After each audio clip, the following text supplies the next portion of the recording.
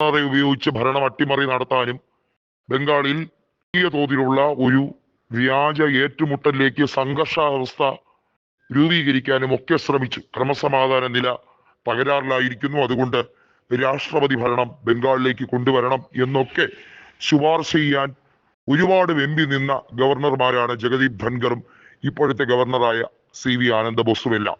പക്ഷെ ഒന്നും യേശുന്നില്ല. അതിന്റെ കൃത്യമായ നിയമസാധ്യതകൾ മനസ്സിലാക്കി മമതാ ബാനർജി ഉരുളക്കുപ്പേരി പോലെ തന്നെയാണ് അട്ടിക്കൂട്ടുന്നത്. മുഴുവൻ സീറ്റുകളിലും മമതയ്ക്ക് വലിയ വിശ്വാസമാണ്, അവിടുത്തെ ജനങ്ങളോട് വലിയ പ്രതിബദ്ധതയാണ്. 34 കൊല്ലത്തെ കമ്മ്യൂണിസ്റ്റ് കാട്ടാള ഭരണത്തെ തൂത്തെറിഞ്ഞുകൊണ്ട് മമതയും കോൺഗ്രസും ചേർന്ന് 2011 അധികാരത്തിലേക്ക് വന്നതാണ്. എന്നാൽ കോൺഗ്രസിനെ പിന്നീട് ഒഴിവാക്കി. എന്നിട്ടും ജനങ്ങൾ മമതയോടൊപ്പം തന്നെ അണിനിരന്നു. പക്ഷെ ഇപ്പോഴത്തെ സാഹചര്യം വളരെ ക്രിട്ടിക്കലാണ്. മമതയെ കൊണ്ട് ചില കാര്യങ്ങളിൽ ഒറ്റയ്ക്ക് തീരുമാനിക്കാൻ കഴിയുന്നില്ല.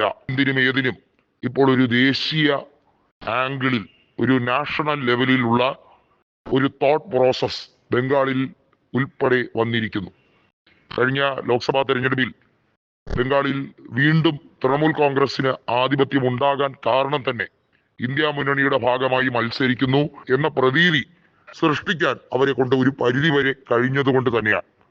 വരാൻ പോകുന്ന തെരഞ്ഞെടുപ്പ് അവർക്ക് തുടർഭരണം ഉറപ്പാകാനുള്ള എല്ലാ സാധ്യതകളും കൽപ്പിക്കപ്പെടുന്നുണ്ടെങ്കിലും ചില കാര്യങ്ങളിൽ അവർക്ക് നല്ല പോലെ പ്രശ്നം അനുഭവിക്കുന്നുണ്ട്.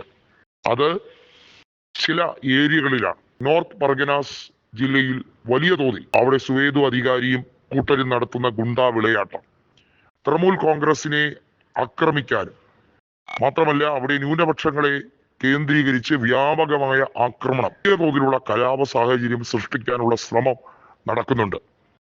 പ്രധാനമായും കൂച്ച് ബിഹാറിലും അതുപോലെ തന്നെ അസൻസോളിലുമൊക്കെ കൃത്യമായി BJP സംഘടിതമായി മറ്റ് പല രീതിയിലും അവിടെ വർഗീയവൽക്കരിക്കാനുള്ള ശ്രമങ്ങൾ നടത്തുമ്പോൾ മമത കരുതിക്കൂട്ടി തന്നെയാണ് ഇറങ്ങിയിരിക്കുന്നത്.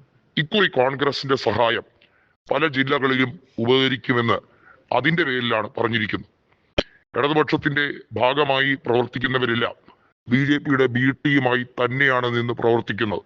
കാരണം തങ്ങളെ ഇല്ലാതാക്കിയ തൃണമൂലിനെ ഏത് രീതിയിലും തകർക്കുക, അതിന് മതേതരത്വം എന്നൊരു മാർഗമൊന്നും അവരെ അലട്ടുന്നതേ ഇല്ല.